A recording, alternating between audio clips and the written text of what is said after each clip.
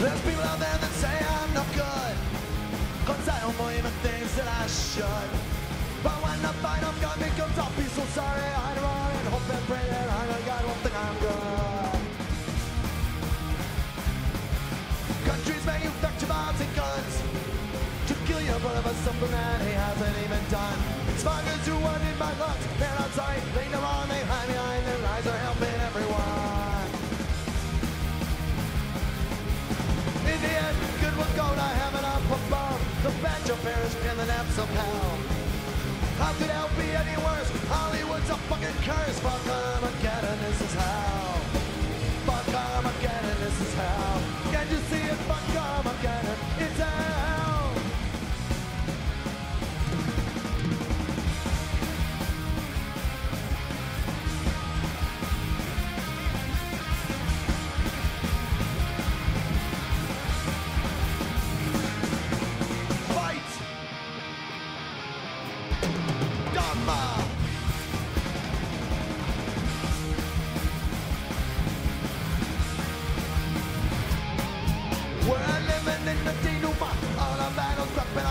To use of ignorance as final law. You tell me, how could hell be any worse? Life alone's a fucking curse. Fuck Armageddon, this is hell. Fuck Armageddon, this is hell. Can you see it? Fuck Armageddon, it's hell, it's hell, it's hell, hell, hell, hell, hell. Fuck Armageddon, this is hell. Fuck Armageddon, this is hell. This is hell.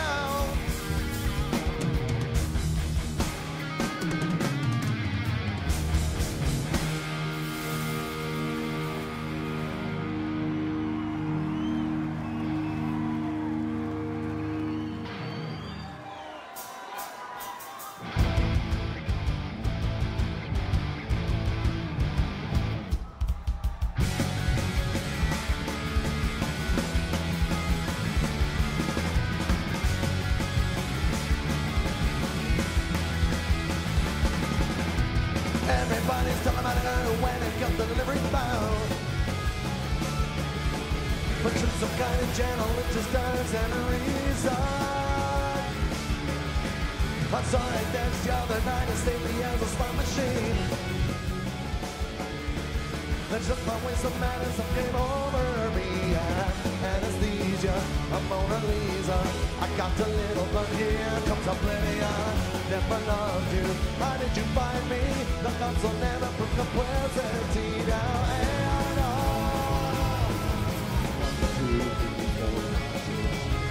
all good children go to heaven.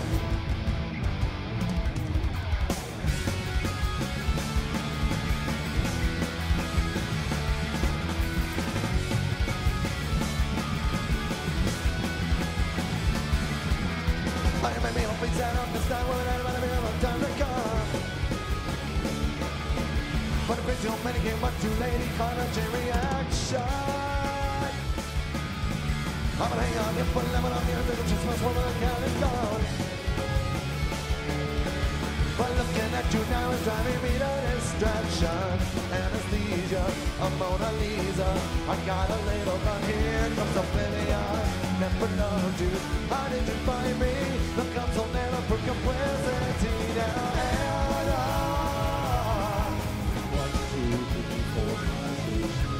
all good children go to heaven.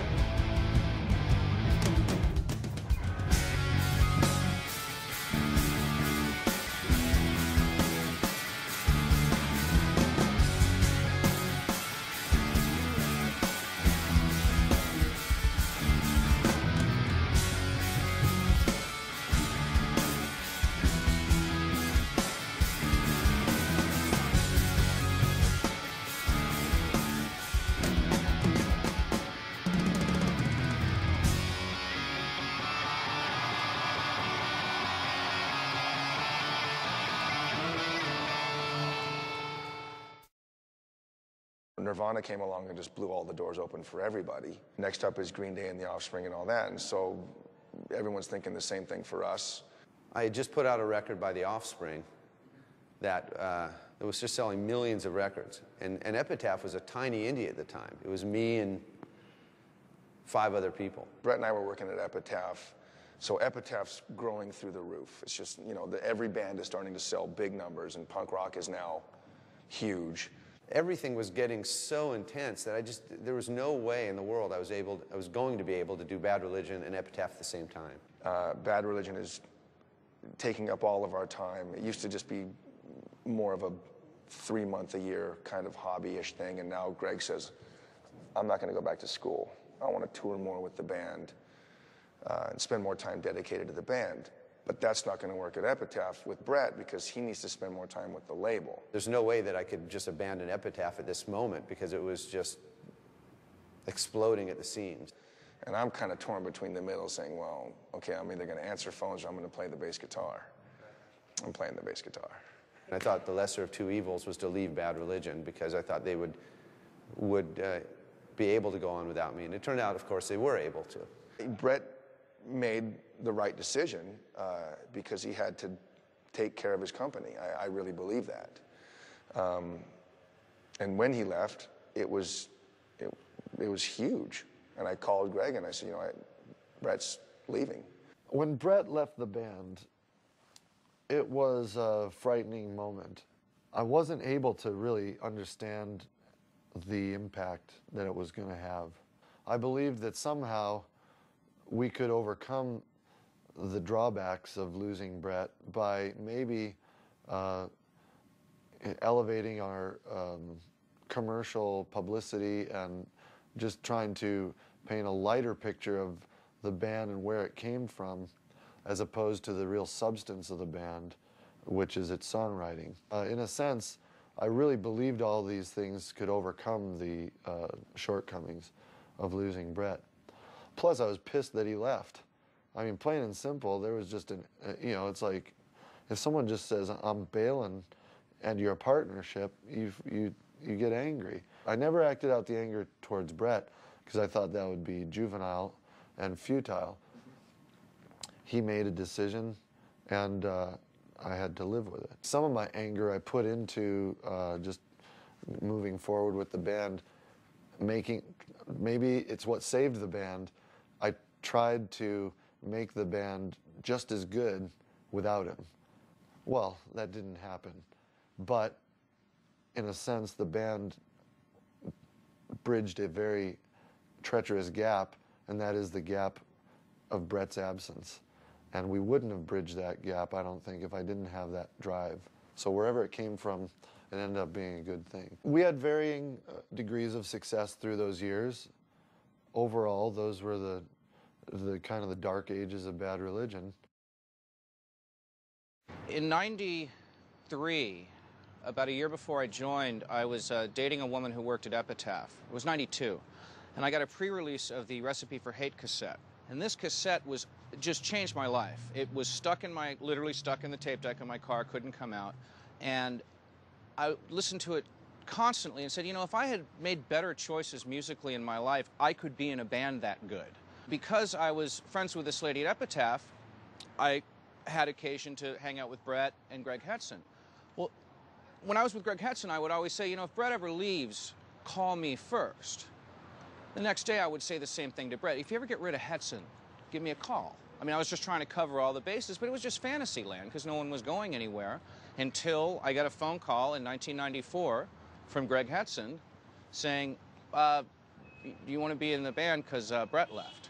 And it was unbelievable. And I said yes immediately because it was something I wanted to be part of so badly. We knew that if Brett leaving was a big blow to the band, so we had to replace him with someone of very high status. And Brian was a friend of the band's, so we thought, well, can't hurt to ask. Yeah. And he was living in LA, and he was excited. So, we got along great, and he was a perfect replacement. I think getting Brian was probably the right choice because Brian came in with his own credentials. It wasn't like trying to get a Brett alike. let's get someone like Brett. I was like, no, we just got this other guy who came in from the East Coast and had his own history. Because you can't really replace a songwriter like Brett. That's just not something you can do. And I think that's something that we've always kind of thought about, is if somebody leaves, it's an opportunity to go and find the best person you can find, like Brooks Wackerman, right? When he came into the band, it's like, okay, I've never even seen anybody like you. You're insane.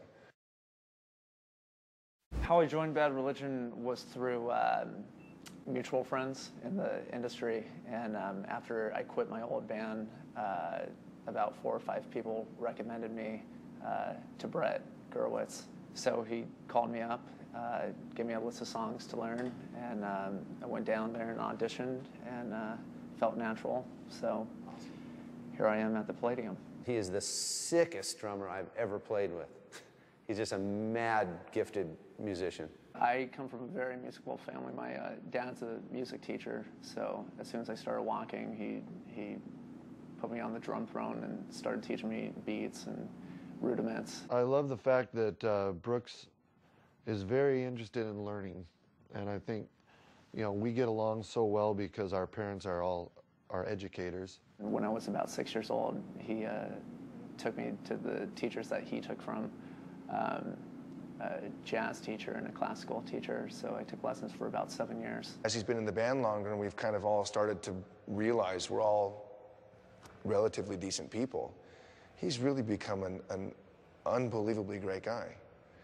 And I really like him.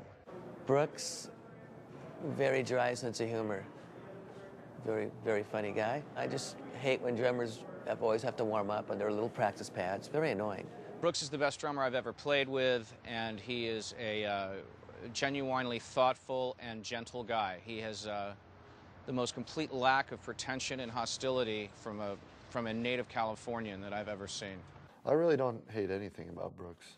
Is it possible I might not ever come upon something I hate about him? Just watch it.